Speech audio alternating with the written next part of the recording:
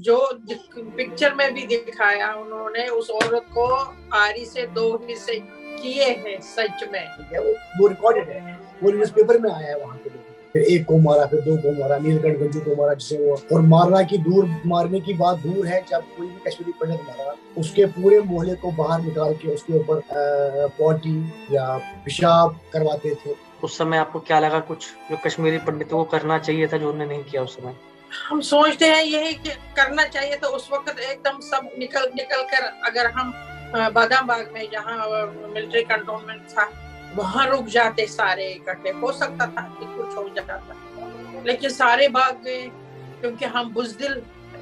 हमारी यूनिटी वहाँ थी नहीं, हम सारे इकट्ठे एक बात करते। हो सकता हम बेशक हमें वो मारते भी, और अगर 1000 5000 मरे, 10,000 मरे, कितने भी मरे और इस तरह मरे, तो हो सकता है वो जो दर्दनाक मौतें वहाँ हुई लोगों की वो नहीं होती। हम कहीं किसी कैंप में चले जाते। अपनी असली दुर्बलता को नहीं पहचानोगे तो बार बार हारते रहोगे। आक्रोश युद्धों में जीत नहीं दिला देगा, एक ठंडी ताकत चाहिए होती है। गर्म उफान से बड़े युद्ध नहीं जीते जाते।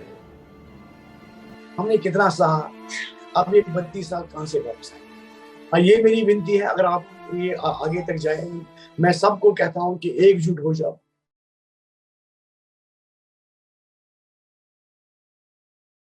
नमस्कार आचार्य जी, धन्यवाद कि आपने इस कॉन्वर्सेशन के लिए समय निकाला। मेरा नाम रोहित है, और रोहित राजदान, और संस्था में और संस्था के कारण जिन लोगों से मैं जुड़ा हुआ हूँ वो मुझे एक सलाहकार और एट द मोस्ट एक वॉलंटियर के रूप में जानते हैं। पर बहुत कम लोगों को पता होगा कि मैं कश्मीरी पंडित भी हूँ। खुद के लिए भी मैं कभी ये जो कश्मीरी पंडित की आइडेंटिटी कभी मेरे लिए इतनी रेलेवेंट या इम्पोर्टेंट नहीं रही थी।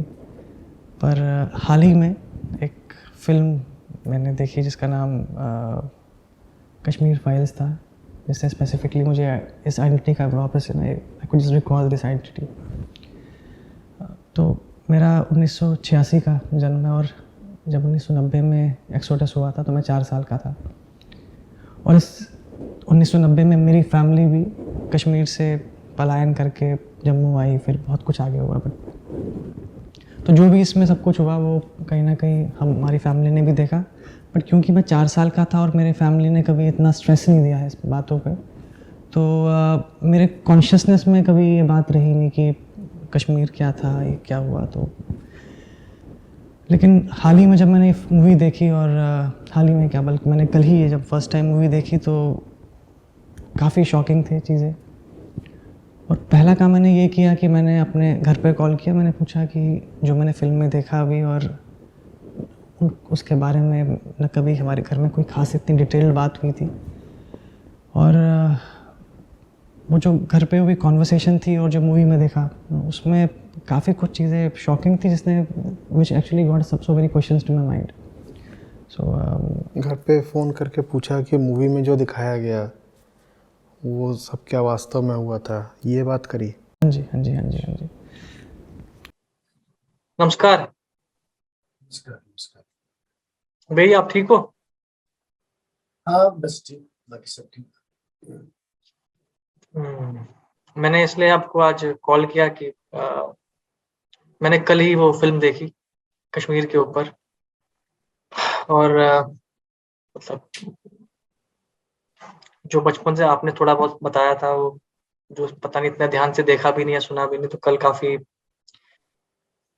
काफ़ी धक्का सा लगा। तो मैंने सोचा मैं आज आपसे बात करूं, कुछ जानूं। और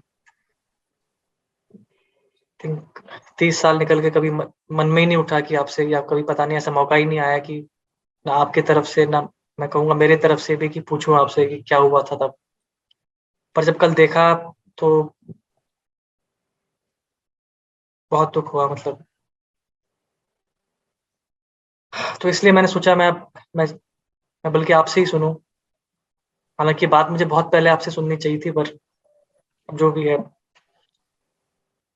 आप ये सॉरी, आप किचन में क्यों बैठे हो, ज्वाइन कर रहे हो?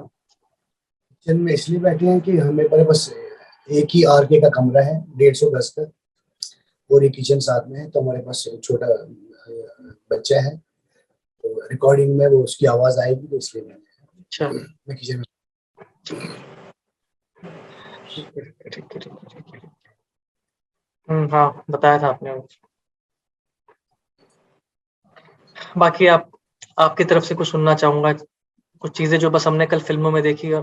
मुझे लगता है कि फिल्म में जो दिखाया गया वो बहुत कुछ था, उसने बहुत कुछ चीजें फैक्ट्स रखे, पर आपके साथ कुछ ऐसा क्या हुआ जो आपने देखा, जो मतलब मैं आपको जानना चाहूंगा, जो उस समय 90s में या फिर 89 में, जब बल्कि 1990 में जो हुआ था। जो पिक्चर में दिखाया गया, हमने पिक्चर देखी, पिक्चर में तो बहुत क्या दिखा सकते हैं 3 घंटे में। ये तो मतलब जो हुआ है बहुत लंबी दास्तान है, हमारे साथ क्या हुआ होता रहा और 90 में क्या हुआ। असल में ये 89 से ही प्लान था, पूरा बना हुआ था कश्मीर में कि कश्मीरी पंडितों को कैसे वहां निकालेंगे। आप 2.5 साल के थे, 3 साल के थे, और आपका छोटा भाई वो 6 महीने का था। और हमने 2 दिन दुकान के बाहर, जो मतलब जगह होती है दुकान के बाहर, उसी पे हमने 2 दिन निकाले। 2 दिन के बाद हमने एक घर में जाके मतलब हाथ जोड़ के कहा कि हमें जगह दे दो रहने के लिए, बच्चे हमारे साथ है। तो उन्होंने अपनी गाय का तबेला साफ करवाया, और साफ करा के हमने फिर वहां बाजार से पेटियां लाई, पेटियों में ऐसे मतलब उसको किचन बनाया, एक स्टोव लाया, एक पतीला लाया। अब आगे क्या हमारे किस्मत में होगा वो तो भगवान ही जानता है। लेकिन बड़ा दुख है कि हम जिस धरती में पले बड़े हैं, हमें वो किस तरह छोड़ना पड़ा, कैसे हमें पकड़ा गया। आपने खैर पिक्चर में देख ही लिया। ये तो उन्होंने एक सेंट्रल आइडिया दिया कि हुआ क्या था, अगर बताने में बैठेंगे। और ये जो है पिक्चर में बिल्कुल मतलब जो ये एपिसोड्स हुए हैं, ये बिल्कुल सही एपिसोड्स हैं। पता लगा पापा से कि आप जब से फिल्म देखी आपको लगातार दिन में 3-4 घंटे से रोती रहती है।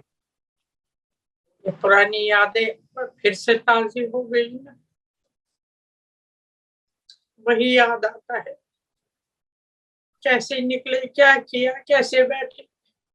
2 बच्चे लेकर, एक 3-4 महीने का था, एक 2.5 साल का था, खाने को कुछ नहीं था।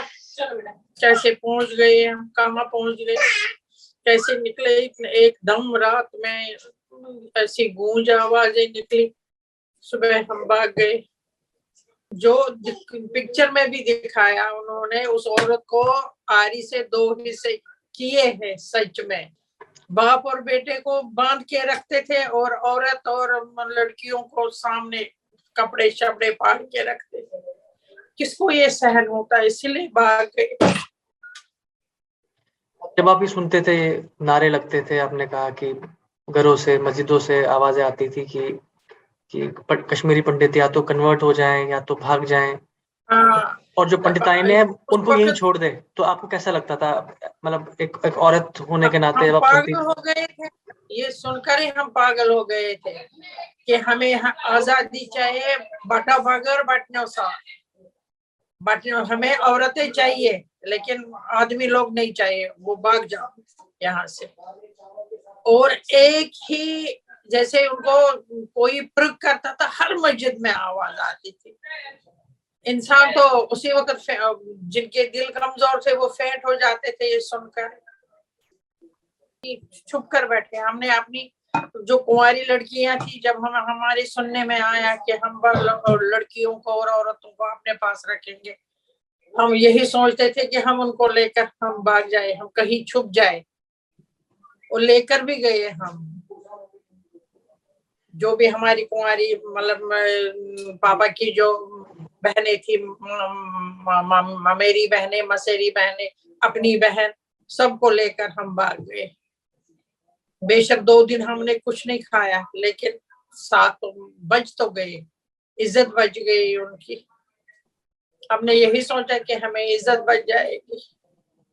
ओबियसली मूवीज़ बनती रहती है, तो आई थॉट कि मैं उनसे एक बार एग्जैक्टली पूछूं कि जो देखा है या जो कल मूवी में देखा वो एग्जैक्टली हुआ भी था कि नहीं। तो उसी चीज़ में एक चीज़ पता लगी कि जब वो मूवी मेरे पेरेंट्स देखने गए थे, तो right from the start till last they were just crying, because वो कह रहे थे कि एक एक चीज़ जो उसमें दिखाई कि बिल्कुल सच है और ऐसा ही हुआ था। तो बट उसी पूरी कॉन्वर्सेशन, उसी मूवी को जब देखा और उनसे बातचीत की तो काफ़ी क्वेश्चंस मेरे सामने आए, तो which probably I think would then you I just thought कि आपसे बात की। 1990 में आपके परिवार में कौन कौन थे जिन्होंने श्रीनगर से पलायन करा था?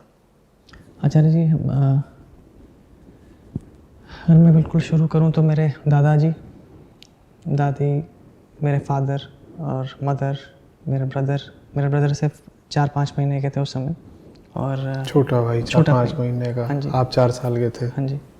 और मेरे अंकल, मेरे 2 अंकल्स हैं और हमारी जॉइंट फैमिली थी पूरी, और उसमें मेरे दादाजी के जो ब्रदर हैं उनकी फैमिली भी थी।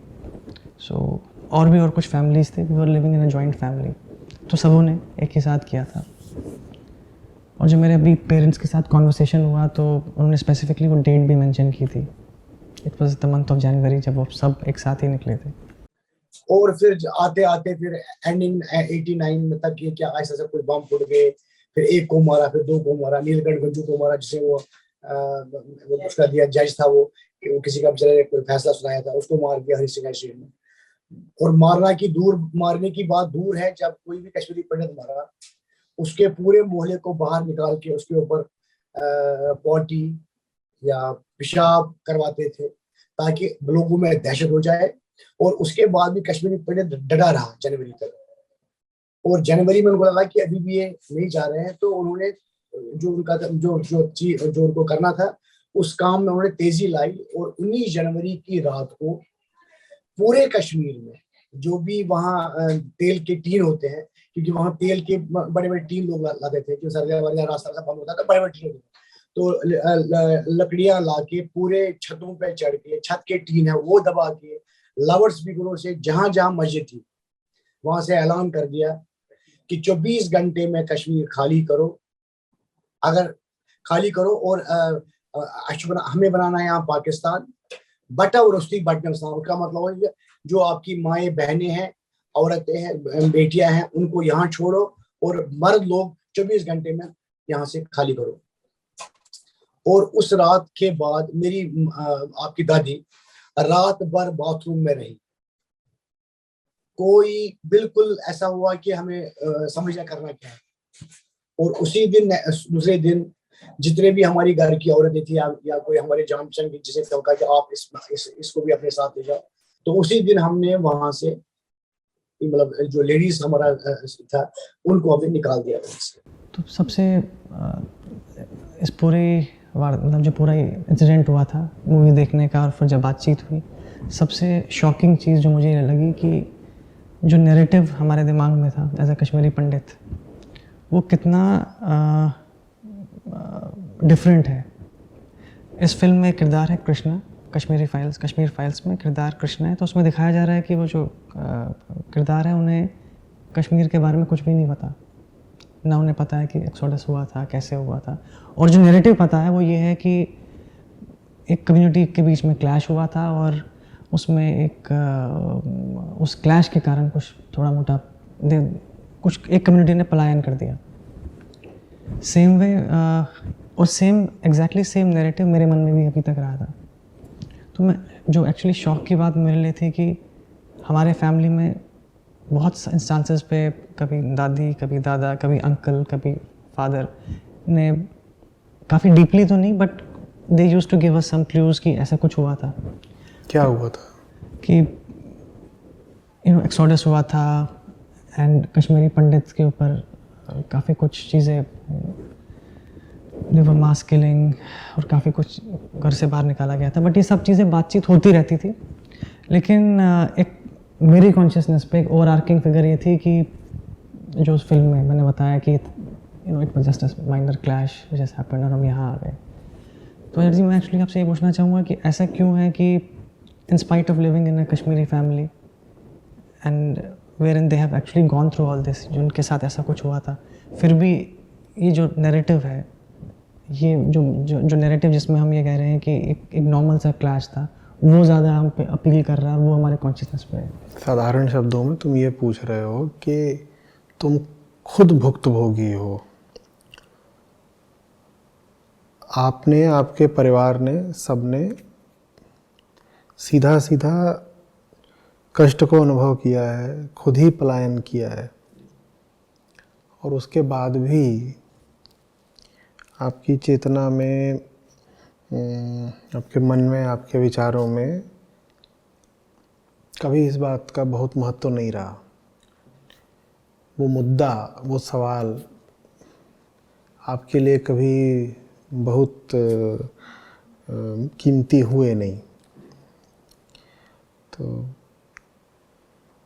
आपने ये बेहतर समझा या इस बात में ज़्यादा सुविधा समझी कि कोई साधारण सी झड़प थी दो समुदायों के बीच में और एक समुदाय पलायन कर गया। अच्छा,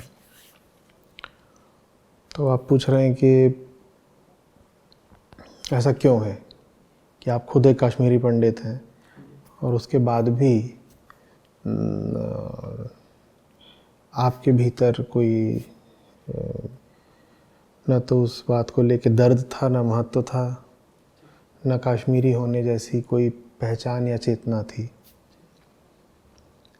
देखो, तो बात बहुत सीधी सी है।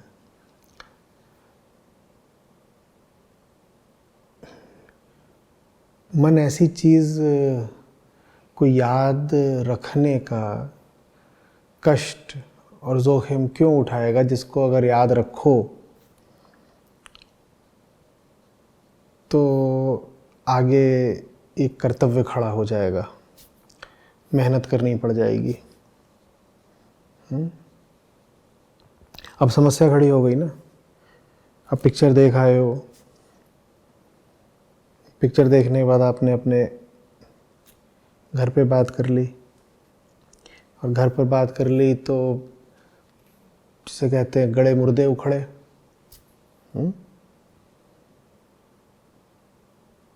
गड़े मुर्दे ही उखड़े।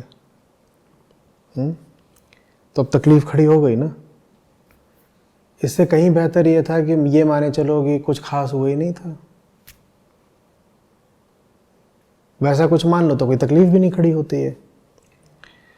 तो हम खुद ही अपने अतीत के जो कष्टप्रद अध्याय होते हैं हम उनको बंद करके रखते हैं, क्योंकि उनको खोलोगे तो तकलीफ़ खड़ी हो जाती है। और तकलीफ़ सिर्फ स्मृति के तौर पर खड़ी नहीं होती, तकलीफ़ कर्तव्य के तौर पर भी खड़ी हो जाती है। अगर मानोगे कि एक स्थिति खड़ी हुई थी जिसमें अन्याय हुआ था, जिसमें शोषण हुआ था, जिसमें 1-2 लाख व्यक्तियों को, कश्मीरी हिंदुओं को अपने घर से विस्थापित होना पड़ा था,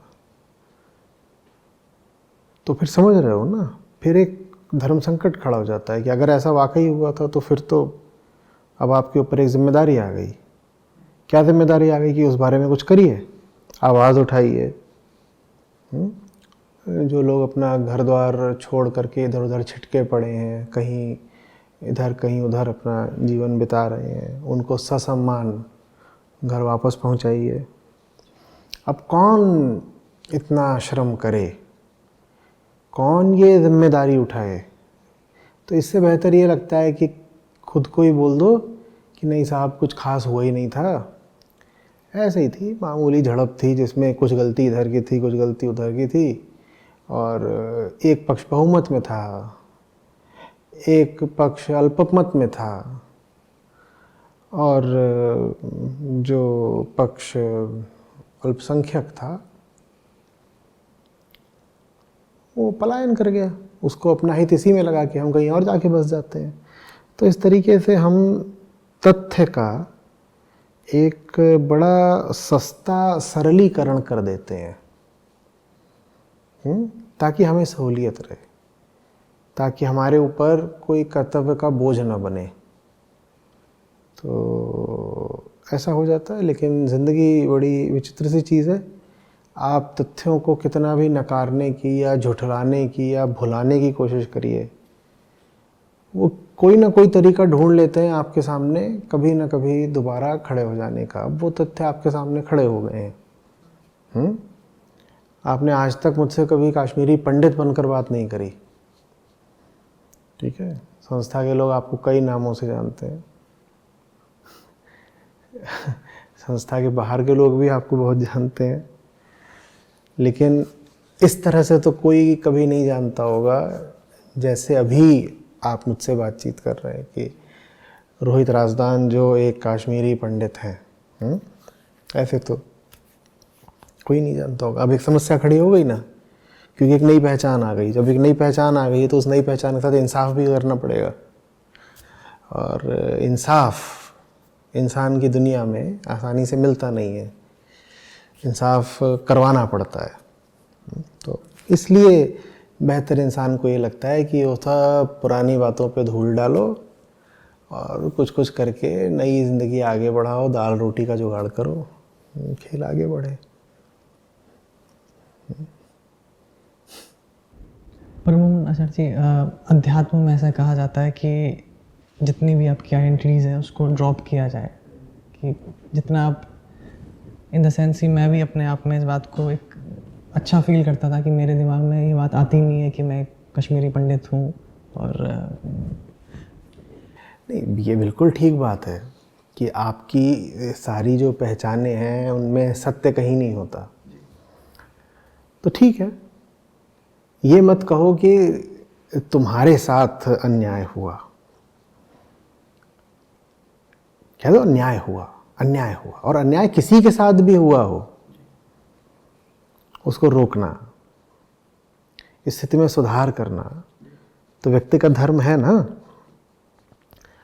आप कश्मीरी पंडित हो और उधर 50 कश्मीरी पंडित और हैं, उनके साथ कुछ गलत हो रहा है, ठीक है। आप उनकी सहायता करने क्या सिर्फ तब जाओगे जब आप स्वयं एक कश्मीरी पंडित हो, ठीक है।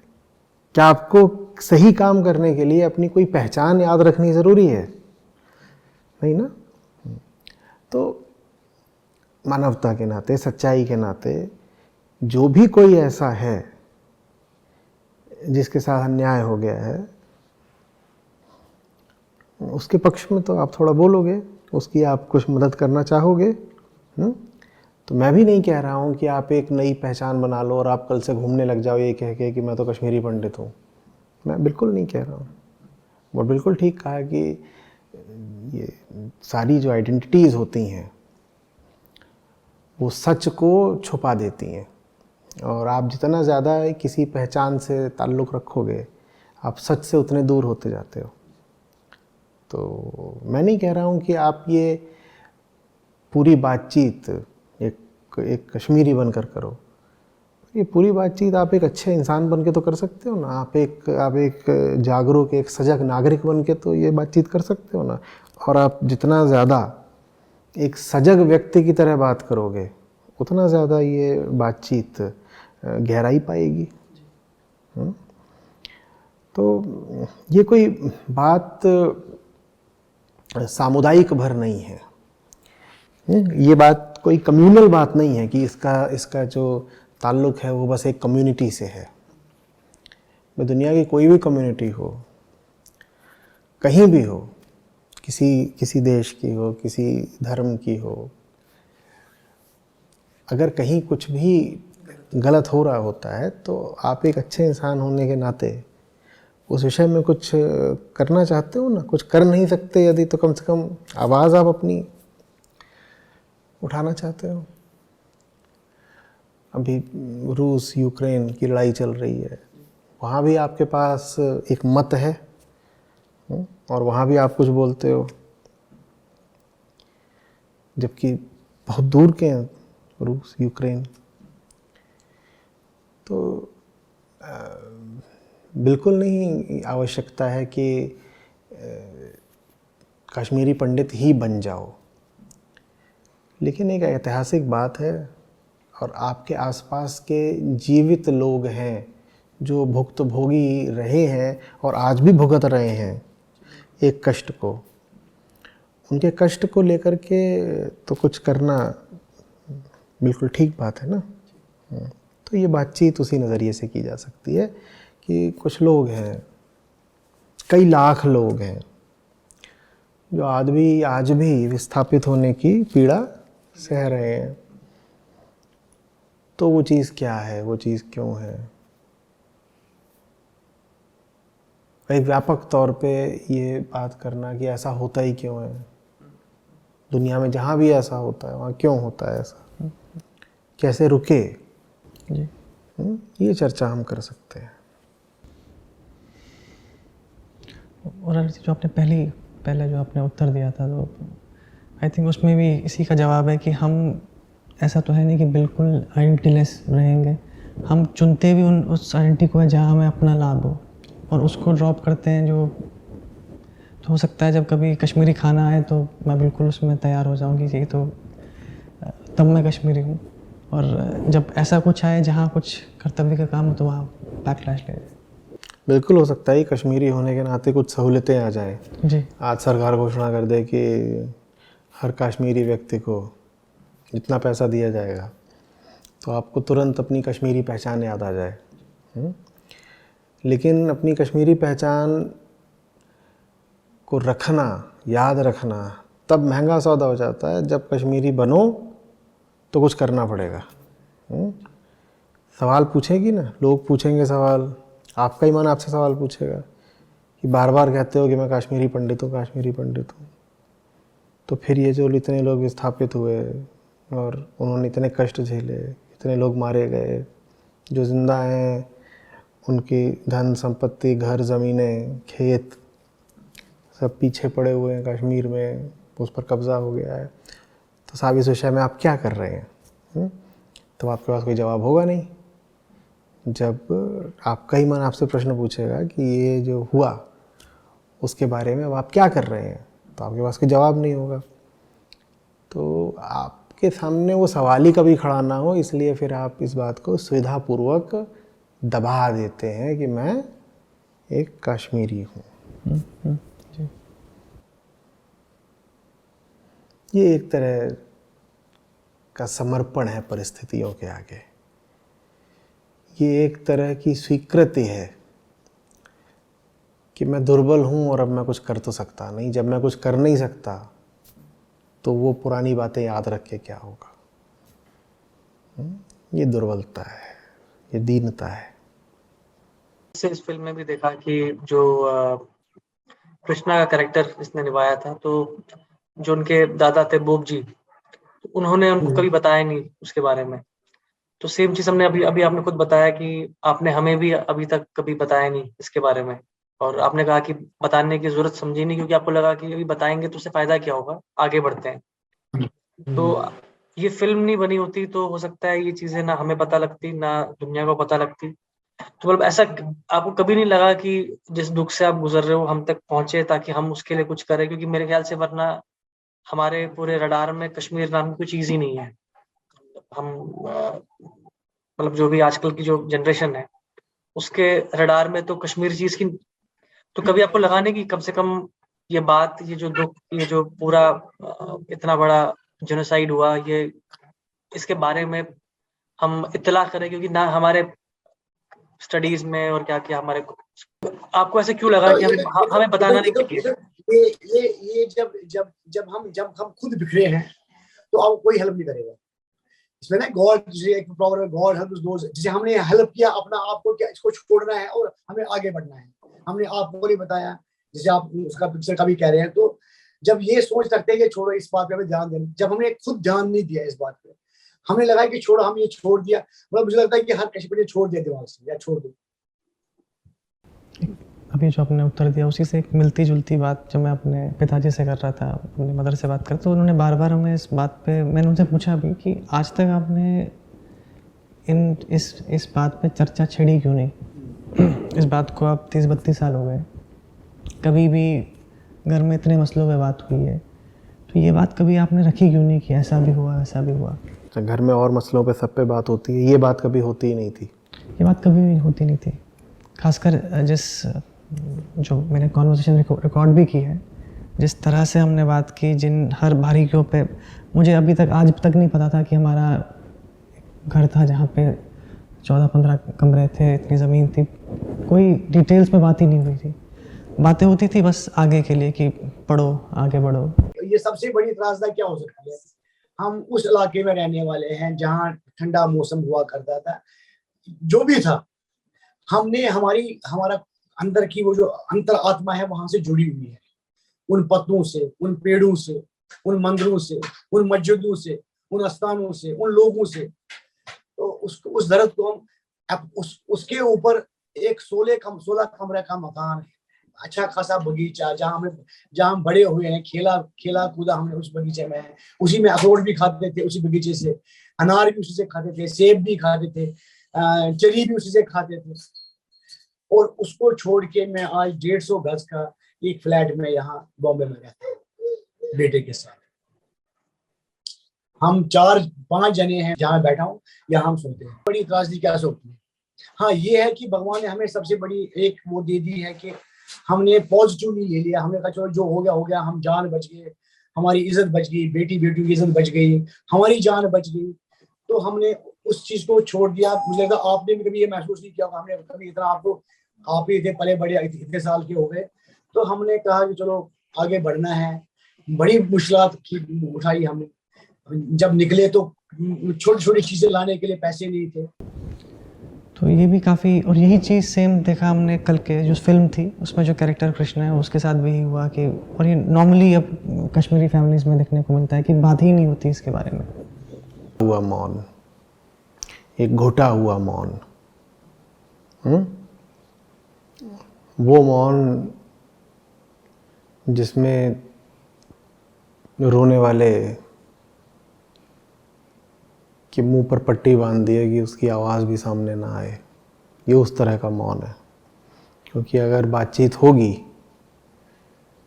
तो घाव खुलेंगे, दर्द होगा, तो फिर बातचीत ही नहीं की जाती कि बातचीत ही मत करो ना। कौन बातचीत करे, आंसू बहेंगे। तो शायद इसलिए आपके घर में 32 सालों से कोई चर्चा नहीं हुई इस चीज़ की। हुई भी होगी तो बड़े सतही तरीके से हुई होगी, मैं समझ सकता हूँ। चीजें सुनी है पहले भी, जैसे खासकर पंजाब में हुआ तो पंजाब के लोगों ने तलवारें उठाई, लड़ाई की। तो ऐसा क्या हुआ कि कश्मीरी पंडित भी वहां थे, एक पॉपुलेशन कम थी, तो मिलजुल के वापस माइनॉरिटी में थे ना, हम माइनॉरिटी में थे।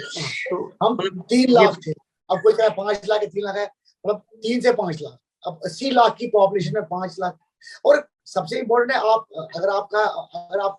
अगर आपको ऐसा ब्रेन वॉश किया गया तो फिर तो 5 लाख हो या 80 लाख हो या 80 लाख या 5 लाख, ये मतलब जब जो वहाँ की गवर्नमेंट है वो भी लोकल गवर्नमेंट थी, मतलब उसमें भी मैक्सिमम जो हाई पोस्ट पे थे, डीसीज वगैरह, ये वो चीफ मिनिस्टर, वो सब वही थे।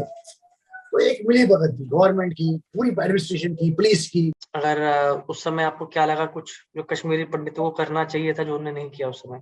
हम सोचते हैं यही कि करना चाहिए तो उस वक्त एकदम सब निकल कर, अगर हम बादाम बाग में जहाँ मिलिट्री कंटोनमेंट था वहां रुक जाते सारे इकट्ठे, हो सकता था कि कुछ हो जाता, लेकिन सारे भाग गए क्योंकि हम बुजदिल।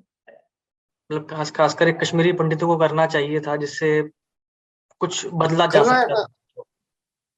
वही हमारा ये हमारा जो नेचर है, वही मतलब एक सेफ्टी से चलना, साइड से चलो, कोई थप्पड़ मारे एक बार मारो, अगर मैं वापस लड़ूंगा ये और मारेगा, मेरा खून निकलेगा, तो इससे बेटर है कि इसको जवाब मत दो, एक ही थप्पड़ खाओ तो चलते रहो, ताकि उसका गुस्सा ठंडा वहीं पे हो जाएगा।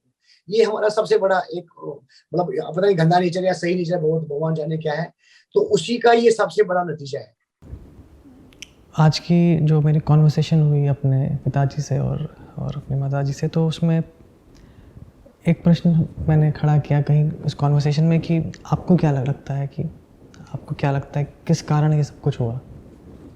तो 2-3 शब्द जो खास स्पेसिफिकली उन्होंने कोट किए, तो पिताजी ने बोला कि एज अ कम्युनिटी कश्मीरी पंडित काफ़ी सेल्फ सेंटर्ड रही हैं और काफ़ी सेफली प्ले करना चाह रही थी।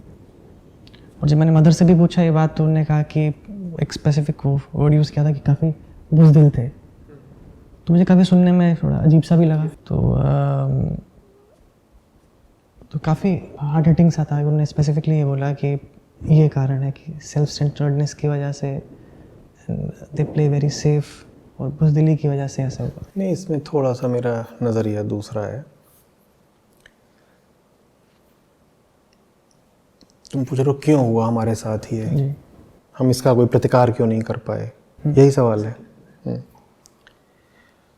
देखो, बात ताकत की है, ठीक है। प्रतिकार करने के लिए ताकत चाहिए ना।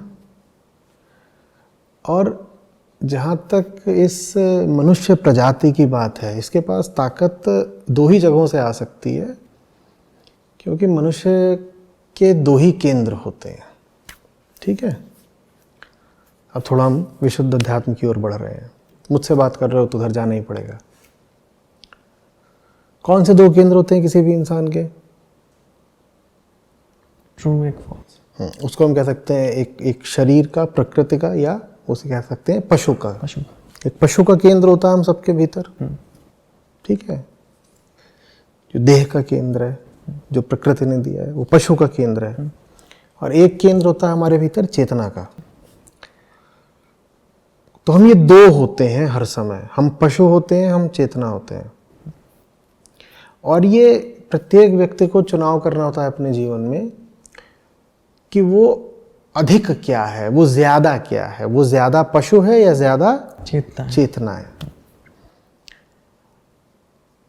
आप पूरी तरह पशु हो जाओ, आपके भीतर से बड़ी ताकत उठेगी। पशुता में बहुत बल होता है। आप अपनी चेतना को बिल्कुल न्यूनतम तल पर ले आ दो और बिल्कुल जानवर बन जाओ आप में बहुत ताकत उठेगी, जैसे किसी अपराधी में ताकत होती है।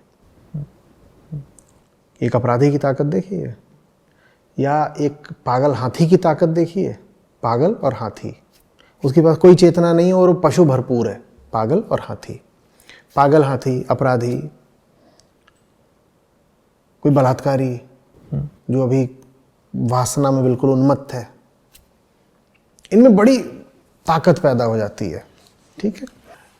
भ्रम में, अंधकार में, अज्ञान में भी बड़ी ताकत होती है, बहुत ताकत होती है।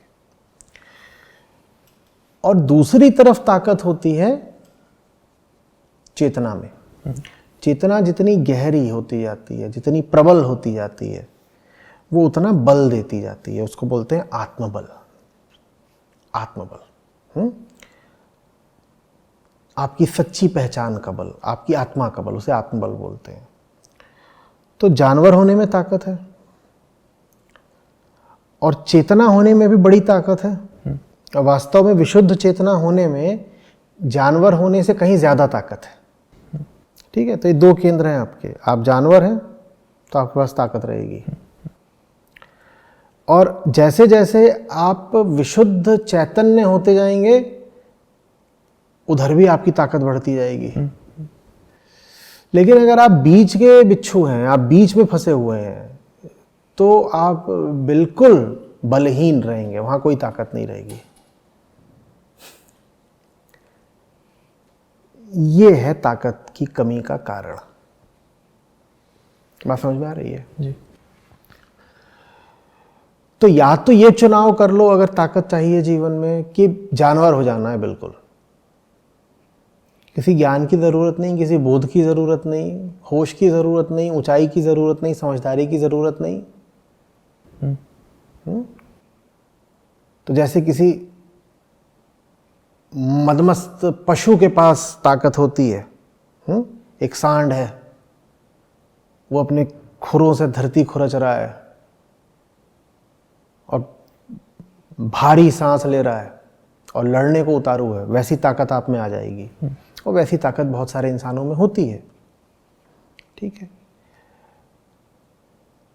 और उससे ऊंची ताकत हम कह रहे हैं किसमें होती है? चेतना में। चेतना में। एक चैतन्य व्यक्ति है, उसमें बहुत ताकत होती है।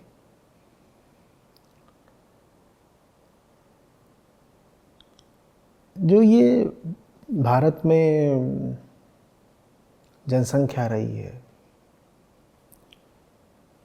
बहुसंख्यक, जिनको हम सनातनी कहते हैं, इनकी विडंबना ये है कि ये पशु हो नहीं सकते। इनको विरासत में जो मिल गया है अपने ऋषियों से, उसके कारण अब इनकी मजबूरी ये है कि ये पशु हो नहीं सकते। तो ये पशु हो नहीं सकते, तो पशु होकर के जो ताकत मिलती है वो ताकत इनको मिलेगी नहीं। सनातनियों की बात कर रहा हूँ, ठीक है। जानवर होकर के जो बल मिलता है वो बल अब आपको नहीं मिल सकता। आपको आपके पूर्वजों ने ही उस बल से वंचित कर दिया है, क्योंकि आपके पूर्वजों ने आपको बोध का कुछ ऐसा माहौल दे दिया है।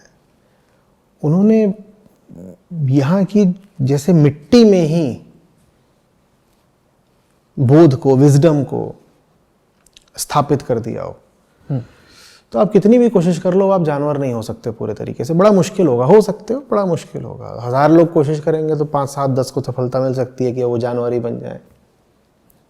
नहीं तो हमारी भाषा में, हमारे मुहावरों में, हमारे संस्कारों में, हमारे त्योहारों में, हमारी बोली में,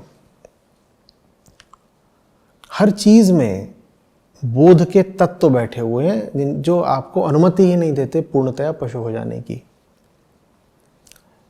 तो अब आप वंचित रह गए ना वो पशु वाली ताकत से। तो अब आपको अगर ताकत चाहिए तो आपको क्या करना होगा? आपको जाना होगा विशुद्ध चैतन्य की ओर। विशुद्ध चैतन्य की ओर आप जा नहीं पाते। मैं सनातनियों की बात कर रहा हूं, क्यों नहीं जा पाते? क्योंकि विशुद्ध चैतन्य की ओर जाने के लिए आपको चाहिए वेदांत, और आपको बाकी सब ऊटपटांग चीजें त्यागनी होंगी। सारे अंधविश्वास, सारे कपोल कल्पनाएं, ये सब छोड़नी पड़ेंगी। यहाँ तक कि बहुत सारी जो पौराणिक बातें हैं आपको उनको भी त्यागना पड़ेगा, क्योंकि वो बिल्कुल वेदांत विरुद्ध है। जैसे बहुत सारी बातें जो गरुड़ पुराण में लिखी हैं, अगर आप गरुड़ पुराण पकड़ के बैठे हुए हैं तो आप विशुद्ध चैतन्य की ओर कभी बढ़ ही नहीं सकते। अब लेकिन जो भारत का आम सनातनी मन है वो अपने अंधविश्वास और अपनी कल्पनाएं और अपनी झूठी मान्यताएं, धारणाएं, बहुत सारी यूं ही व्यर्थ की प्रथाएं, वो सब भी छोड़ने को तैयार नहीं है। तो अब देखिए उसकी विडंबना वो कहाँ फंस गया। जानवर वो हो नहीं सकता, तो जानवर की ताकत से वंचित हो चुका है सदा के लिए। विशुद्ध चैतन्य हो पाने का निर्णय वो नहीं कर पा रहा, क्योंकि अज्ञान के कारण वो अंधविश्वास को सच माने बैठा है, कथाओं कहानियों में उलझा हुआ है जी। बहुत सारी प्रथाएं, परंपराएं पकड़ के बैठा है जिनका कोई मूल्य नहीं, जिनका कोई अर्थ नहीं, जो बस पैरों में बेड़ियों समान है, सर के बोझ समान है। तो उसको वो बल भी नहीं मिल पा रहा जो चेतना से मिल सकता है। तो ये दोनों तरफ से गए, दुविधा में दोनों गए, माया मिली ना राम। जो बल माया से मिलता वो मिल नहीं सकता, जो बल राम से मिलता उसको पाने का आपने कभी चुनाव नहीं करा, क्योंकि राम के पास अगर जाना है तो अहंकार त्यागना पड़ता है। राम का अर्थ होता है विशुद्ध चैतन्य। राम माने ब्रह्म। मन की करतूतें लेकर के ब्रह्मस्थ थोड़े ही हो सकते हो। तो इधर की ताकत मिल नहीं सकती, उधर की ताकत पाने का चयन नहीं किया, और बीच में जो है वो क्या है, वो बलहीनता का बहुत बड़ा क्षेत्र है। अधिकांश भारतीय, विशेषकर सनातनी, बलहीनता के उस क्षेत्र में फंसे हुए हैं। यही कारण है कि जगह जगह पीटे जाते हैं, जगह जगह पलायन होता है, उनका संहार होता है। आप एक प्रांत की और एक घटना की बात कर रहे हो जी। आप कह रहे हो कश्मीर में 1990 में कुछ हुआ, और मैं कह रहा हूँ पिछले 1500 साल से जो हो रहा है वो क्या कुछ अलग था? वो कुछ अलग था क्या? क्या कश्मीर अकेली जगह है जहाँ से सनातनी निकाल के खदेड़े गए? और कश्मीर में भी क्या पहली बार खदेड़े गए? 6 दफा 7 दफा 7 बार। पलायन हो चुका है।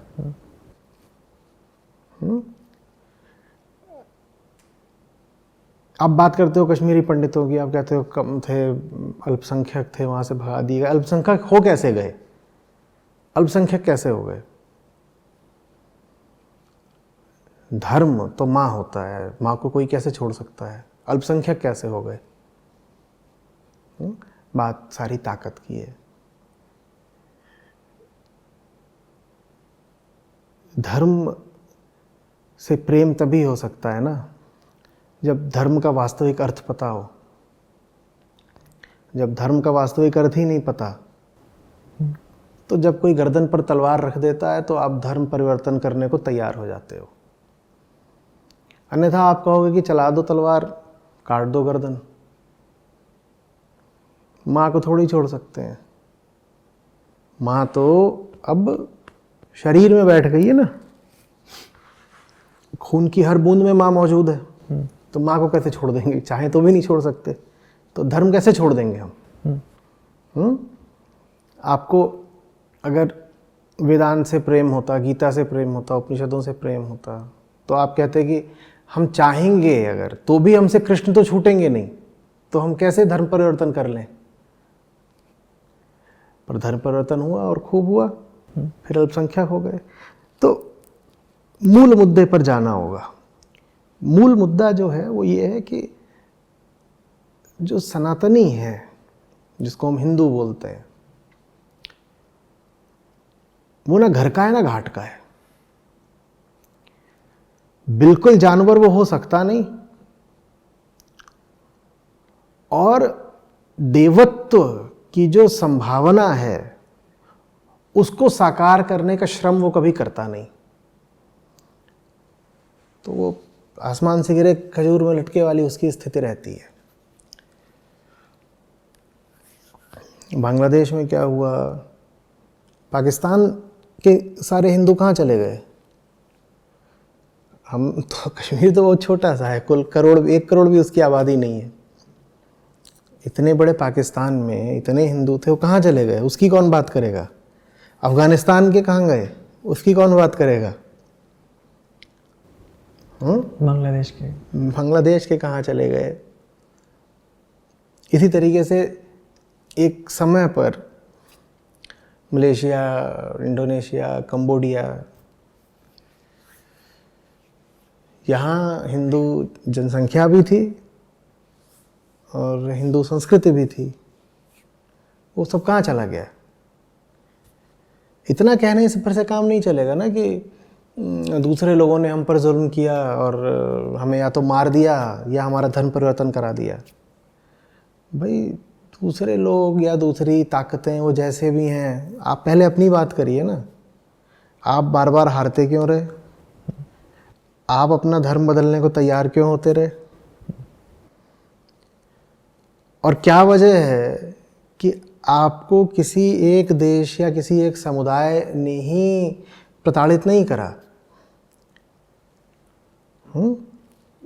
आप दुनिया की किसी भी ताकत का नाम ले लें, संभावना ये है कि उस ताकत ने हिंदुस्तान को पददलित करा ही होगा। यूरोप के किसी भी देश को पकड़ लो,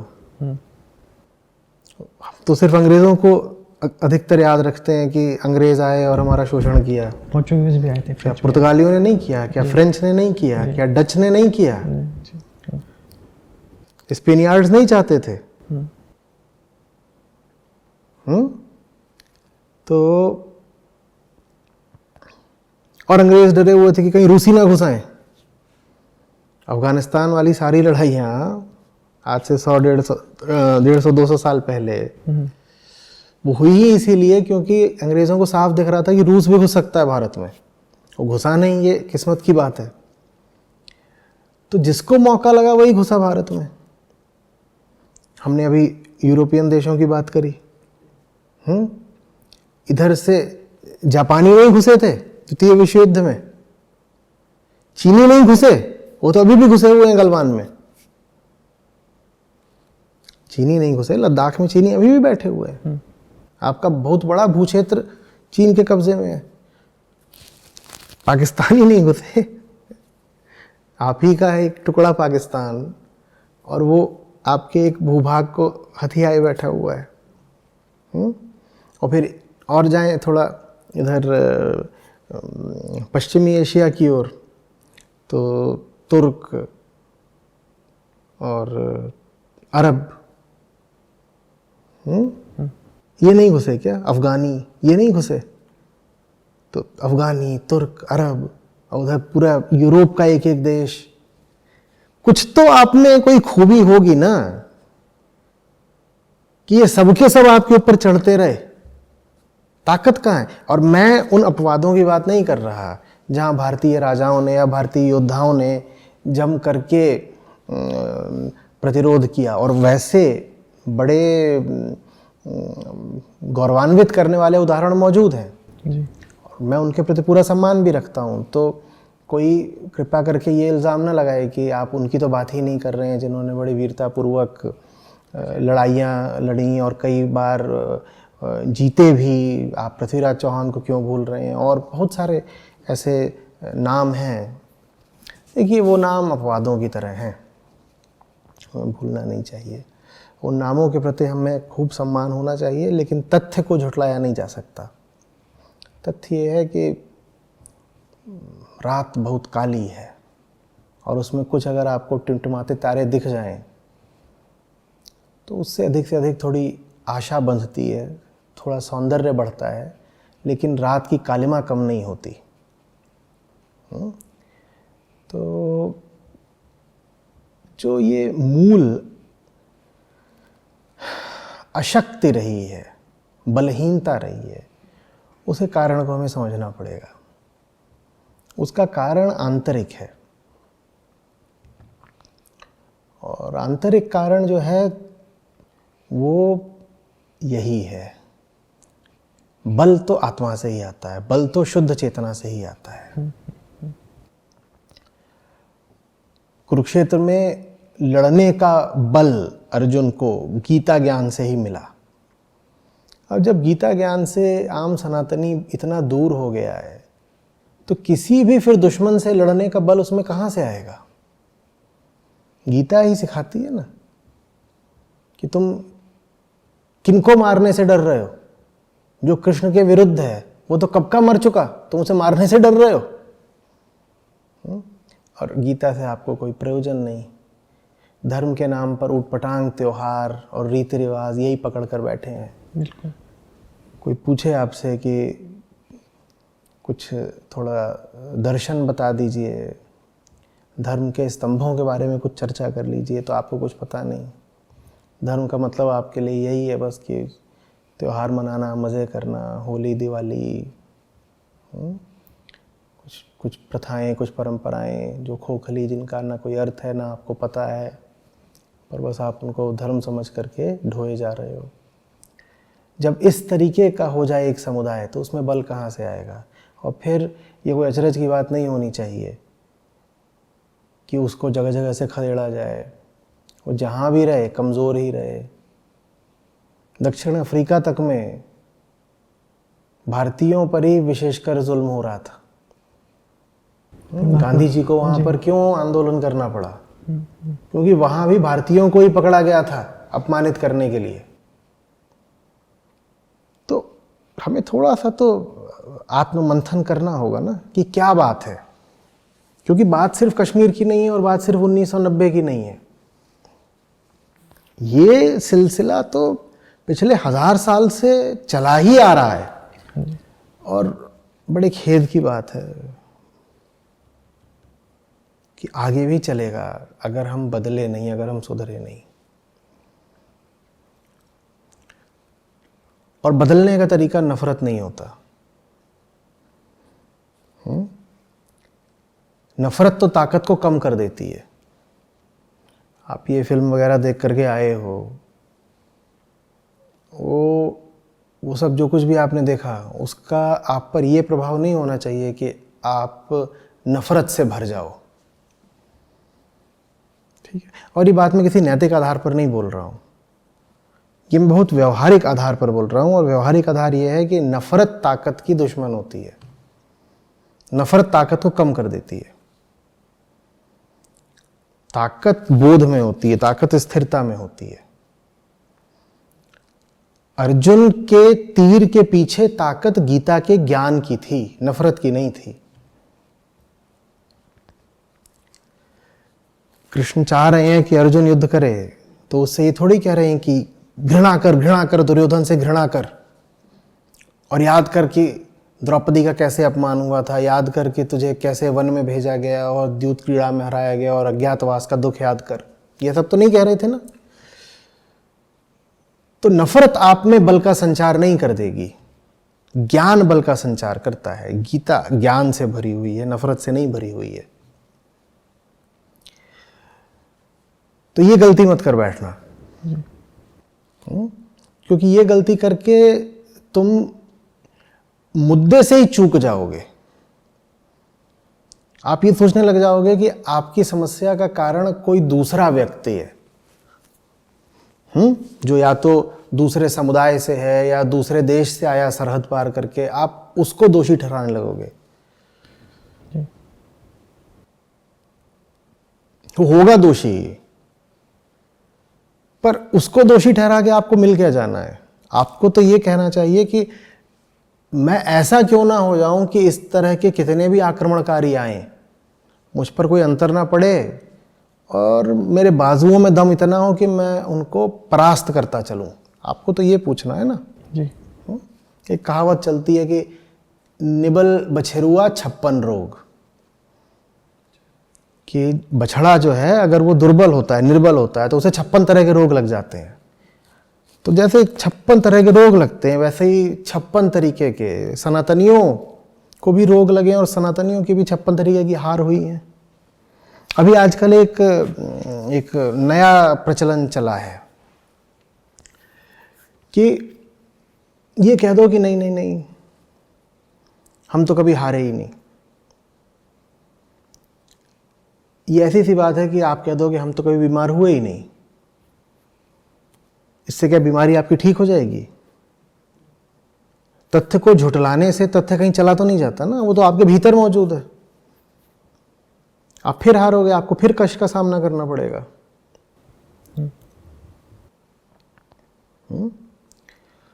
तो समस्या की जड़ तक जाना है और उसको इस तरह से मिटाना है कि फिर कभी अन्याय के सामने झुकने की नौबत ही ना आए।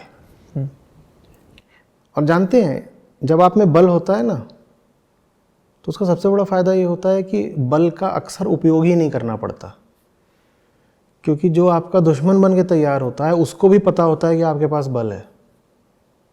जब आपके पास बल होता है तो आपको छेड़ता नहीं है आसानी से, और जब आपके पास बल नहीं होता तो जिसको देखो वही आपको छेड़ने पहुंच जाता है। आपके छोटे छोटे पड़ोसी देश हैं, देखिए, वो भी आपको धौंस दिखाते हैं, आंख दिखाते हैं, ले दे करके। ये अध्यात्म की कमी है। ये बात मेरी विचित्र लग रही होगी, कहेंगे अध्यात्म की कमी, हाँ वही है। क्योंकि पशु का बल आता है उसके शरीर से, उसकी मांसपेशियों से, और मनुष्य का बल आता है आत्मा से। अध्यात्म वो है जो मन को आत्मा से जोड़ता है, जो जीवन को सच्चाई से जोड़ता है, और ताकत सिर्फ वहीं से आ सकती है। जो व्यक्ति आध्यात्मिक है, यकीन जानिए आप उसको हरा नहीं सकते। आप उसे मार सकते हो, आप उसके टुकड़े टुकड़े कर सकते हो, आप उसे हरा नहीं सकते। वो हारेगा ही नहीं। उसको तो कान में गूंजने लग जाएगा ना हन्यते हन्यमाने शरीरे। ये शरीर जो है, इसको बचाने के लिए हार स्वीकार कर लूं क्या? आप पूछते नहीं हो क्या हुआ था प्लासी की लड़ाई में? अंग्रेजों की जितनी बड़ी सेना थी उससे 10 या 20 गुनी सेना थी, कैसे हार गए? और जितनी भी आप लड़ाइयों के वृतांत पढ़ोगे पिछले 200-400 साल की, सब में यही कहानी है। फ्रांसीसियों की छोटी सी सेना होती थी, उससे भारतीय राजा की सेना हार गई। कैसे हार गई? हार स्वीकार कैसे कर ली?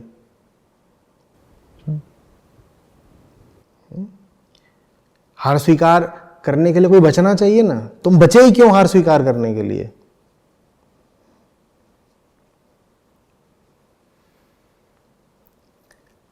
वीरता आत्मज्ञान की छाया होती है। वीरता कोई मूल्य नहीं होता कि आप किसी को बोलें तुम वीर हो, वीर होने का मतलब ऐसे लड़ाई करो, ये करो, झुको नहीं, दबो नहीं, ये वीरता नहीं होती। आत्मज्ञानी को मोह नहीं रह जाता उन चीजों के प्रति जिनसे जुड़कर हार मिलती है, तो अब वो अजेय हो जाता है। ये वीरता है। कोई हारेगा तो तब ना जब उसके पास खोने के लिए कुछ हो, तभी तो उसे हरा सकते। इसके पास खोने के लिए कुछ नहीं, वो हारेगा कैसे? आत्मज्ञानी के पास खोने के लिए कुछ बचता नहीं, तो वो मैं कह रहा हूं अजेय हो जाता है, उसे तुम हरा नहीं सकते। ये वीरता है।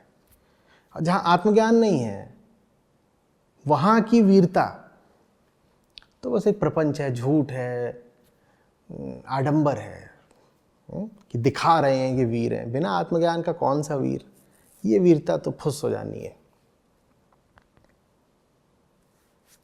समझ में आ रही बात? और अगर ये आत्मज्ञान वाला रास्ता पसंद ना हो तो दूसरा रास्ता भी उपलब्ध है। जानवर हो जाओ, बिल्कुल चंगेज खान हो जाओ। चंगेज खान ने लगभग पूरा एशिया जीत लिया था, यूरोप में घुस रहा था, कोई आत्मज्ञान नहीं, लेकिन इतना जीत लिया। क्यों? क्योंकि पशु बराबर था, जहां जाता था वहीं औलादें पैदा करता था। रोचक तथ्य, पूरे एशिया की आबादी का बहुत बड़ा हिस्सा चंगेज खान के जीन्स लेकर चल रहा है। चंगेज खान ने ऐसी पशुता से इतनी हजारों, जाने पता नहीं लाखों महिलाओं का बलात्कार किया। बड़ी ताकत पैदा होती है। ऐसे हो जाओ तो दो ही रास्ते हैं, या तो जानवर बन जाओ जी, नहीं तो आत्मा हो जाओ। अभी जो हो उस रास्ते में तो दीनता और दुर्बलता और पराजय ही है और पलायन ही है। ऐसा नहीं रहना है तो मैं कह रहा हूं दो विकल्प हैं, या तो जानवर बन जाओ या अर्जुन बन जाओ। कृष्ण तो बुला रहे हैं, यही कह रहे हैं अर्जुन हो जाओ और सनातनी हो। कृष्ण जैसा उपहार विरासत में मिला है, वो उपहार उपलब्ध होते हुए भी आत्मज्ञानी ना बन पाओ, वीर ना बन पाओ, तो किसकी गलती है? बात समझ में आ रही है?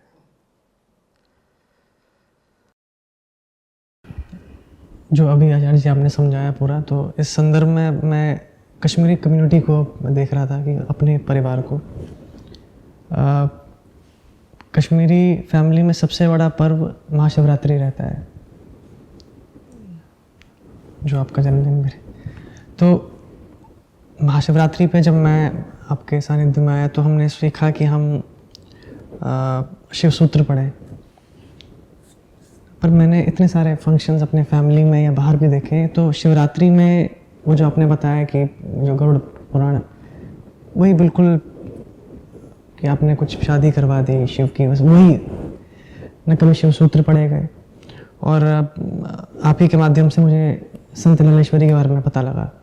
उनकी बहुत बड़ी विरासत कश्मीरी लैंग्वेज में अवेलेबल है, लेकिन ना तो वो पढ़ा जाता है, शिव सूत्र तो दूर की बात है। तो जैसे आपने बताया कि अगर आप वेदांत के पास नहीं आए तो ये चीज़ तो फिर सारी समस्या यही है ना। हमने जो ऊंचे से ऊंचा हमको दिया गया, हमने उसको अपने तल पे गिरा लिया। हमने शिव को वही बना दिया जिसका हम ब्याह कराते हैं महाशिवरात्रि को, कि महाशिवरात्रि माने शंकर पार्वती का ब्याह हो रहा है।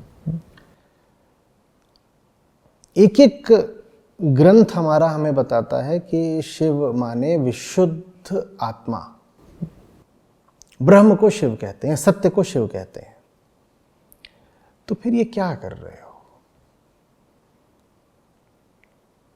तुम सत्य समझना नहीं चाहते, इसीलिए सत्य को नीचे अपने तल पे गिरा ले रहे हो। तुम कह रहे हो जैसे हम अपना शादी ब्याह करते हैं और हम एक देह हैं और हम एक स्त्री की देह से विवाह कर लेते हैं, उसी तरीके से हम अपने राम का और कृष्ण का और शिव का, इनका भी हम विवाह का आयोजन करेंगे और उसमें फिर उत्सव करेंगे, मौज करेंगे। ये क्या कर रहे हो? शिव क्या है ये समझना है तो ऋभु गीता पढ़ी कभी? अवधूत गीता पढ़ी कभी? छोड़ो, इतना नहीं पढ़ सकते तो आचार्य शंकर का निर्वाण षटकम ही पढ़ लो। 6 बार वो बोलते हैं कि शिवोहम शिवोहम। ये कौन से शिव की बात कर रहे हैं? उन शिव की बात कर रहे हैं जिनसे आम आदमी संबंध रखता है? नहीं, वो असली शिव की बात कर रहे हैं। पर असली शिव तक जाना हमारे अहंकार को रुचता नहीं, क्योंकि असली शिव तक जाएं तो हमें अपने जीवन की निरर्थकता स्वीकार करनी पड़ेगी कि झूठा जीवन जी रहे हैं हम। अगर शिव असली हैं तो फिर हम जैसे जी रहे हो तो चीज़ ही पूरी नकली है। तो इसीलिए हम असली शिव की बात नहीं करते। हम फिर कभी कह देंगे कि शिव एक व्यक्ति हैं, शिव एक योगी हैं जो आसन लगाए बैठे हैं। कोई बताएगा कि मैं शिव के माँ बाप खोज के ले आ दूंगा। किसी को बहुत रस है कि फिर शिव ने उससे क्या कहा, फिर शिव ने ये करा, फिर वो करा, फिर शिव योग में आ गए, ये सब बातें करने। तो फिर यही तो वजह है ना कि ताकत नहीं बचती आपके पास।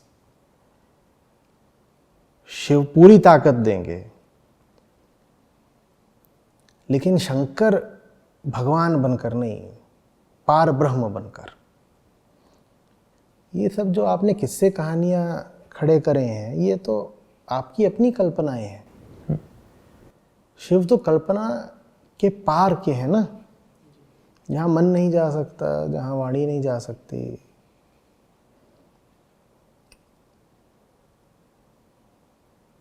वहां के हैं शिव। और शिव से आपने दूरी बना ली तो आप में कैसे ताकत बचेगी? यही काम हमने राम और कृष्ण के साथ भी करा है।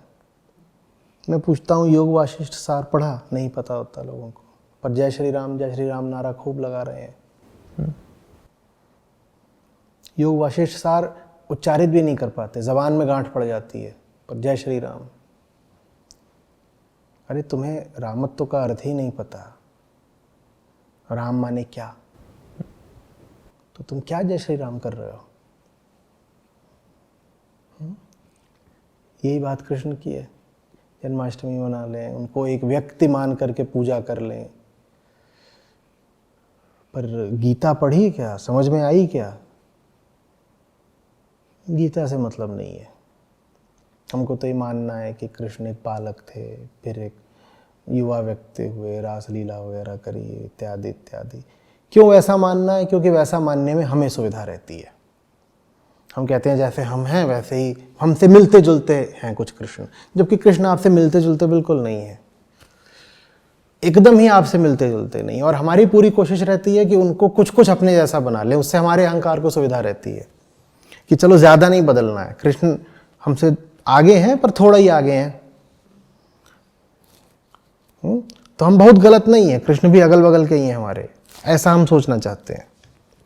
और हम ऐसा सोचना चाहते हैं, इसके लिए हम राम कृष्ण शिव सबको विकृत कर डालते हैं।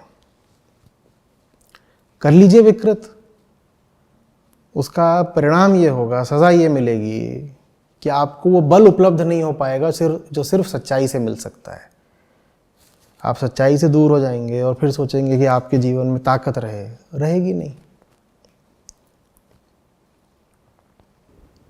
उल्टा ये नैरेटिव दिया जाता है कि रिचुअल्स को फॉलो करने से ही हम एकजुट रहेंगे, ताकतवर बनेंगे। उनका नैरेटिव ऐसा हुआ क्या? बिल्कुल नहीं।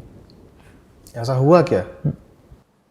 रिचुअल्स ताकतवर नहीं बनाती, सच्चाई ताकतवर बनाती है। जी। संस्कृति ताकतवर नहीं बनाती, अध्यात्म ताकतवर बनाता है। और संस्कृति कोई आवश्यक नहीं है कि अध्यात्म के पीछे पीछे ही चल रही हो या अध्यात्म से संबंधित ही हो।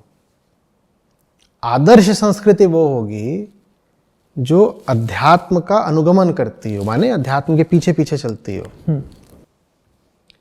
पर अधिकांशतः जैसी संस्कृति होती है, विशेषकर जैसे हमारी संस्कृति है, उसका अध्यात्म से कोई ताल्लुक ही नहीं है। और दिक्कत यह है कि सनातनी लोग संस्कृति को ही धर्म माने बैठे हैं। जी बिल्कुल। वो कहते हैं कि जो तुम्हारी संस्कृति चल रही है इसी को तो धर्म बोलते हैं। वो हिंदू की पहचान ही यही मानते हैं कि जो फलानी तरह की संस्कृति का पालन करे वो हिंदू है। नहीं, सनातनी वो नहीं है जो फलाने तरह के संस्कारों पर चले, फलाने तरह के रीति रिवाजों पर चले, इत्यादि इत्यादि। नहीं, सनातनी वो है जो वेदों के केंद्र वेदांत को समझता हो और उसे जीता हो, मात्र वो सनातनी है। जिसका वेदांत से संबंध नहीं, वो सनातनी नहीं है, वो अपने आप को हिंदू बोले ही नहीं। होली दिवाली मनाने से आप हिंदू थोड़े ही हो जाते हो। वैदिक धर्म है ना आपका, वैदिक, और वेदों का दर्शन है वेदांत। तो जो वेदांत को समझता है सिर्फ वो हिंदू है, बाकी सब तो ऐसे ही हैं, नाम के हिंदू, नकली हिंदू। और जहां मामला बस नाम का और नकली है, वहां ताकत कहां से आ जाएगी? फिर इसलिए हार होती है और पलायन होता है। फिर इसलिए विज्ञान में आप पीछे रह जाते हो, खेल में पीछे रह जाते हो, कला के क्षेत्र में भी पीछे रह जाते हो, क्योंकि हर तरह की उत्कृष्टता तो आत्मा से ही उठती है। जब आप आत्मा से दूर हो तो किसी भी क्षेत्र में आप उत्कृष्ट कैसे हो जाओगे? ना आप फिर अच्छा साहित्य लिख पाते, ना अच्छी फिल्में बना पाते, ना अच्छे आविष्कार कर पाते। 140 करोड़ लोगों का देश होता है और आप पाते हो कि ग्लोबल यूनिवर्सिटी रैंकिंग में आप नदारद हो। 140 करोड़ लोगों का देश होता है और ओलंपिक्स में 1 स्वर्ण पदक आ जाए तो आप ऐसे कूदते हो जैसे ज़माना जीत लिया।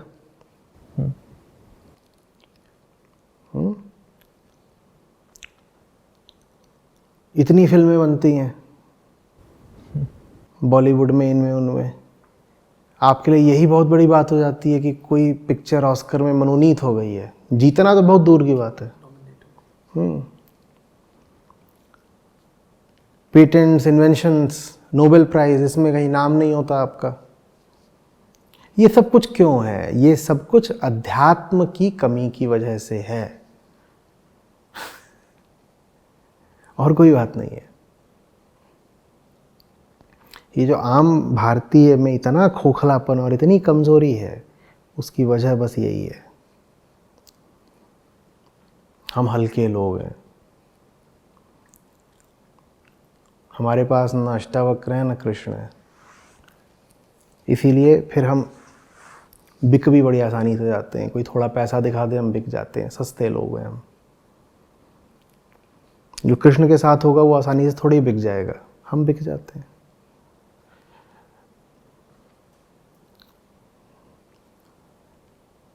वोट के लिए भी हम बिक जाते हैं, दहेज के लिए भी हम बिक जाते हैं,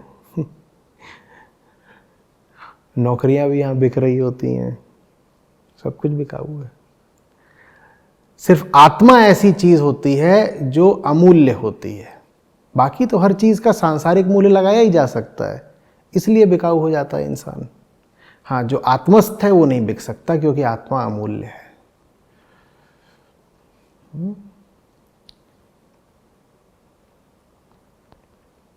मैंने अभी तक आचार्य जी काफ़ी चीज़ों पे पढ़ा है कि भारत क्यों हारा किसी से, या कोई और देश क्यों जीता, पर आपने जो उसका पूरा मूल बताया वो यही है कि हारने का तो क्योंकि आप चेतना के साथ है नहीं, और दूसरा जीता भी इसलिए क्योंकि उनके साथ वो मतलब वो पशुता का, बिल्कुल, ये दोनों चीज़ एक साथ मिलकर। सोचो ये कितनी शर्मनाक बात होगी ना कि जानवरों की एक फौज आकर आपको हरा दे, और वो जीत ही इसलिए रहे क्योंकि वो जानवर हैं।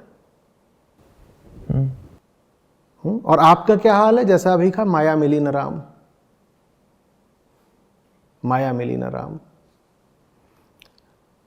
धोबी के कुत्ते हो आप, न तो जानवर हो कि मैं भी जानवर तू भी जानवर, जानवर जानवर से भिड़ गया तो टक्कर बराबरी की। आप जानवर भी नहीं हो और आप अर्जुन भी नहीं हो,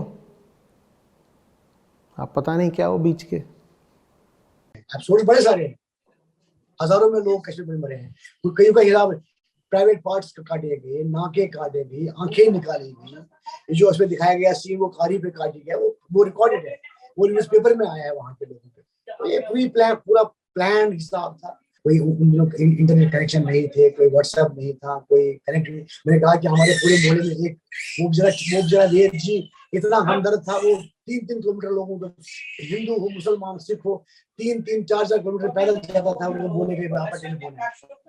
जो कोई जिनको बाहर से किसी बच्चे का आता था, पढ़ता था बाहर किसी का, मुसलमान हो हिंदू हो सिख हो, वो बेचारा 3-3 किलोमीटर, मुझे पूरा याद है। इतना जेंटल बंदा था, उसको बेचारे को वहां उसको मार दिया। तो ये जिस बंदे ने उन सब की हेल्प की उसको नहीं छोड़ा।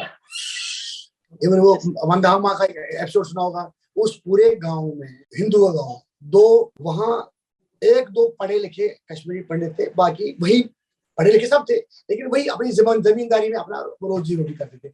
पढ़े लिखे नौकरी करने वाले 1-2 थे। तो बाकी जो कश्मीरी पंडित थे 20-25 वहां रहते थे, 5-10 घर थे, तो 20-25 लोग थे, तो पूरा गाँव उनका ही था। और 2 वहां मुसलमान घर थे। वो लेट तक निकले नहीं वहां से, उस गांव से। तो जब निकले नहीं, उनको लगा यार सबकी तो बट गई जमीन, सब कश्मीर पंडितों की बट गई, अपने अपने इलाकों में बांट दी उन्होंने सब उन्हें, तो ये वहां जाते नहीं यहाँ से। तो उन्होंने फिर एक दिन शाम को 11 बजे पूरे गांव को, मेरे ख्याल में उन्हीं 2 घरों में, जो उस घर के 2 बचे हुए घर थे, मुसलमान घर थे, उन्होंने उनको आर्मी के बेस में लाके उनको वहां लाया और पूरे के पूरे गांव को रातों रात 11 बजे खत्म कर दिया। उसमें से एक ही बच्चा बच गया था, जो डर के मारे ऊपर कोयले की बोरियों में मतलब छुपा था डर के मारे, और वो बिना खाने वहां 24 घंटे बाद उसको वहां से आर्मी ने फिर, क्योंकि आर्मी ने फिर टेक ओवर किया जब पूरा मुद्दा खत्म हो गया था पूरा गांव। तो आज भी वो सारा जमीन की बिजलता, किसी ने अगर बेचा भी होगा, कोई थोड़ी के भाव बेचा होगा किसी को, तो वो ये ऐसा, ये एक सिंपल सा एग्जाम्पल है। वो निकले नहीं तो पूरा गाँव को उड़ा दिया। तो नाउ 2 घर जो बचे हैं, तो वो पूरे गाँव के मालिक है। जो ये 19 जनवरी की रात है, उससे पहले क्या एपिसोड हुआ, मेरा जो भाई है वो भी बैंक में काम करता है, क्योंकि वो घर से बैंक जाता था, वहाँ हड़ताल वगैरह रहते थे, तो थोड़ा सिक्योरिटी फोर्सेस तलाशी लेते थे। तो तलाशी के दौरान वो हमेशा उसको कार्ड देखते थे बैंक का, तो उसको छोड़ देते थे। तो ये उन्होंने प्रेजेंट किया, ये इन्फॉर्मर या कुछ है, तो उसको हम सुबह जब ऑफिस लेके जाते हैं, तो हम अपनी माता जी को उनसे आशीर्वाद लेते हैं, या वो हमें थोड़ा दुआएं देते हैं निकलने समय। तो ऐसे मुझे मेरे भाई ने भी अपने उस दिन, जिस दिन वो ऑफिस जा रहा था, ये 19 जनवरी की पहले, मतलब निकलने भागने से पहले की बात बता रहा हूँ। तो जब वो ऑफिस जा रहा था, तो ऊपर से 3रे मंजिल से मेरी मदर, जो हमारी माँ है, उसने उसको आशीर्वाद दिया खिड़की से। तो वो गेट ही खोल रहा था, दरवाजा जो हमारा बगीचा है, बगीचे का गेट खोल के बाहर जा रहा था गली में। तो गली से बाहर निकल के वो ऑफिस जाना था, उसको आगे सड़क आते थे। तो जो ही वो बाहर आ रहा था, 2 लड़के बाहर खड़े थे फैरन लगा के, हमारा वो फैरन ड्रेस होता है, तो उनके पास, दोनों के पास मतलब वो थे, बंदूकें थी। तो मदर को ऊपर से लगा है कि इनके पास बंदूकें हैं, तो उसने उसको वापस आवाज मारी और वो वापस भाग गया। तो फटाफट कुंडी लगा के अंदर आ गया। तो उस दिन वो वापस ऑफिस नहीं गया फिर, और उसने नई नौकरी ज्वाइन की थी, कुछ महीना भर होता है ज्वाइन करी बैंक में। तो जब वापस आया, तो आप चलो, उस दिन हमने ऐसे दहशत में घर बैठे रहे, उसको मना किया नहीं जाना है।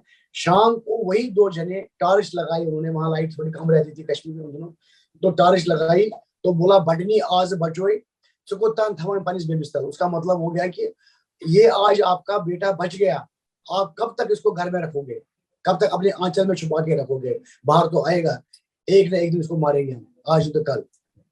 तो हम, हमारे वहाँ जिस स्कूल में हम पढ़ते थे, उसका विद्या भवन स्कूल नाम है, बिल्कुल हमारे साथ में था, छोटा सा स्कूल था। तो वहां हमने पढ़ा है। तो उनकी एक ही टेलीफोन था पूरे हमारे इलाके में, उस घर में। वो भी कश्मीरी पंडित था, उसका वेद प्रकाश कोल नाम था उसके प्रिंसिपल का, जो उसका ओनर था स्कूल का। उनके पास टेलीफोन था। तो जब उसे सुना ऐसी बात हुई, बिल्कुल मतलब हम अपने घर से उन तक खिड़की से बात कर सकते थे। तो जब उन्होंने सब कुछ एपिसोड सुना, तो उन्होंने उसी में अपने टेलीफोन के जरिए कॉन्टैक्ट्स लगा के टैक्सी किसी और गली में ला के खड़ी कर दी, और हमने इस भाई को वहां उस टैक्सी में बिठा के भगा दिया और एयरपोर्ट पहुंचा दिया, और वहां से वो दिल्ली चला गया। वहां उसने फिर बैंक में जाके उनको बता दी, बैंक वाले बड़े अच्छे थे, उन्होंने बड़ा उसको कोऑपरेट किया। खैर वो तो फिर वहां मतलब उसे ज्वाइन कर लिया।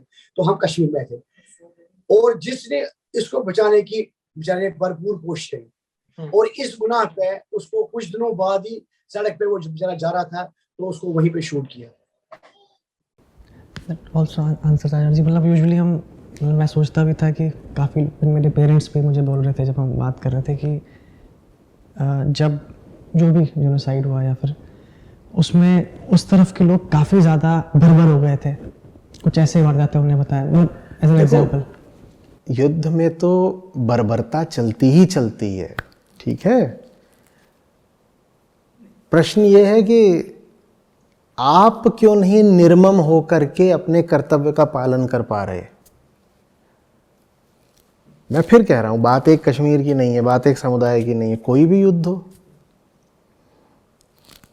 आपको पता है, शायद तैमूर का था, चेक कर लेना, शायद तैमूर का ही है।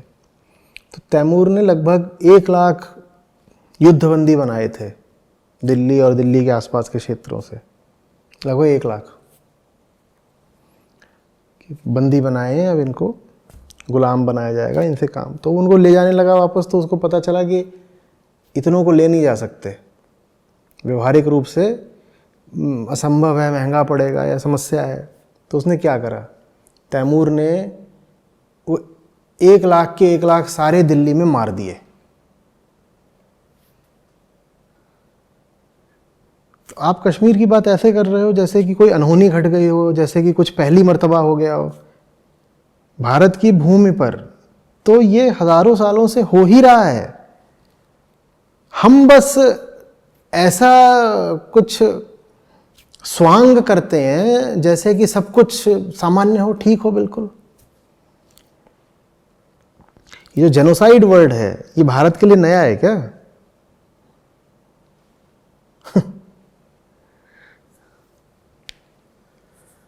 ये तो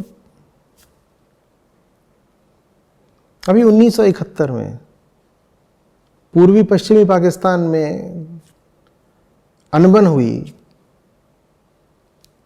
तो पूर्वी पाकिस्तान जो बांग्लादेश है, वहां मारा किसको गया? वहां सारे हिंदू ही तो मारे गए, और वो पिछली शताब्दी के बड़े से बड़े नरसंहारों में है। हमें होलोकॉस्ट पता है, पर आपसे कोई पूछे 71 में क्या हुआ था तो आपको पता भी नहीं होगा। और 71 में जो हुआ वो बिल्कुल होलोकॉस्ट की श्रेणी में रखा जा सकता है। तो ये लगातार हो ही रहा है भारत में। देखिए, संसार बल पर चलता है। जिनके पास बल नहीं है उनके साथ कोई रियायत नहीं करने वाला, कोई नहीं आपको छूट दे देगा। तो आप ये ना सोचिए कि ऐसा मुसलमानों ने कर दिया। कोई भी और व्यक्ति होगा या कोई भी और दल होगा या कोई भी और धर्मावलंबी होंगे, वो भी यही करेंगे। आप गोवा गए थे, वहां पे पुर्तगालियों ने क्या करा था? इंक्वेस्ट ना, पूरे गोवा की हिंदू जनसंख्या का क्या किया गया था, आप नहीं जानते क्या?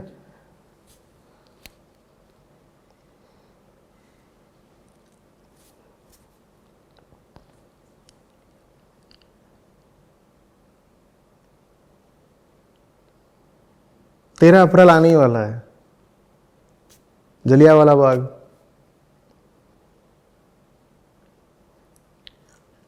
भारतीयों का नरसंहार तो जिसने चाहा है उसने करा है।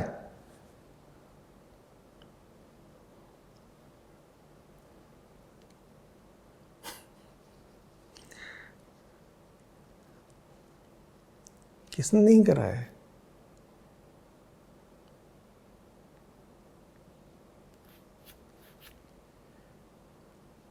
और कितनी ये विचित्र बात है कि जिस देश के बच्चे बच्चे को पूरे तरह निर्भय होना चाहिए था, उस देश की एक बड़ी आबादी डरपोक और दब्बू है। और ये बात दुनिया जानती है। और क्यों है डरपोक और दब्बू? सिर्फ एक बात, कृष्ण से बहुत दूर हो। गीता ज्ञान के बिना वीरता असंभव है। पुराणों से वीरता नहीं आ जाएगी, वीरता तो वेदांत से ही आएगी, उपनिषदों से ही आएगी। पुराणों का भी असली अर्थ तभी समझ में आएगा जब पहले उपनिषदों में आपकी दीक्षा है, फिर पुराणों का भी असली अर्थ आपको समझ में आएगा। और कुछ पुराणों में कुछ बहुत सुंदर उपदेश और कथाएं उल्लिखित हैं, और वो भी आपके लिए अर्थवान तभी बनेंगी जब पहले आपको वेदांत का ज्ञान होगा। जी। अभी आचार्य जी आपने मेंशन एक वर्ड किया था नफरत, जो आपने कहा कि उल्टा नेगेटिव इस पर इफेक्ट डालती है। तो मतलब मैं इस डिस्कशन को फॉरवर्ड वहाँ पे लेना चाहूँगा कि अभी जो हो रहा है, खासकर जब से फिल्म आई है, तो specifically in the Kashmiri community और वैसे भी in other communities as well, एक नफ़रत का सा माहौल शुरू हो गया है कि उस चीज़ से लाभ भी नहीं होगा, जैसे आपने बताया, उल्टा वो बैक स्टेप पे लेके जाएगी। नफ़रत तो ताकत को जला देती है। नफ़रत से कोई लाभ नहीं होता, और नफ़रत में कहीं ना कहीं आत्म प्रवंचना होती है। आत्म प्रवंचना माने स्वयं के प्रति झूठ। नफ़रत में आप अपने आप को ये भुलाने की कोशिश करते हो कि आपकी कमज़ोरी कहाँ पर है। आप अपनी कमज़ोरी को भुलाना चाहते हो नफ़रत की आग भड़का करके, उससे कोई लाभ नहीं होगा। आत्म अवलोकन बहुत ज़रूरी है, अपने आप को देखना बहुत ज़रूरी है। एक व्यक्ति की इम्यूनिटी अगर कमज़ोर हो जाए तो उस पर 100 तरह के बैक्टीरिया और वायरस हमला कर देते हैं। बैक्टीरिया को दोष देखना क्या फ़ायदा? किसी एक तरह के वायरस को पकड़ लो और उस पर इल्ज़ाम लगा दो, क्या मिलेगा? वो सब तो मौका परस्त हैं, जहाँ देखते हैं कि कोई कमज़ोर है वहाँ चढ़ बैठते हैं। अपॉर्चुनिज्म, जो अपने बछिया वाला भी। हाँ, आप कमज़ोर हुए क्यों? मैं तो ये सवाल पूछना चाहता हूँ, आप कमज़ोर हुए क्यों?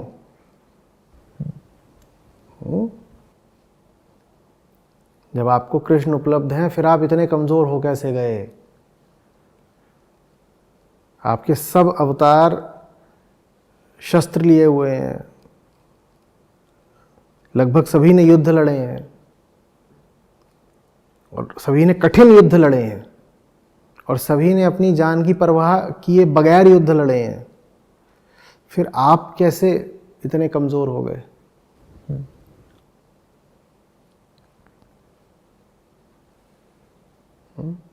क्योंकि हमें अवतारों से भी कोई लेना देना नहीं। हमने अवतारों को मनोरंजन का साधन बना लिया है। अवतारों से हम शिक्षा नहीं लेते। अवतारों की कहानियां हमारे लिए मनोरंजन जैसी हैं। हमें अवतारों का मर्म नहीं पता।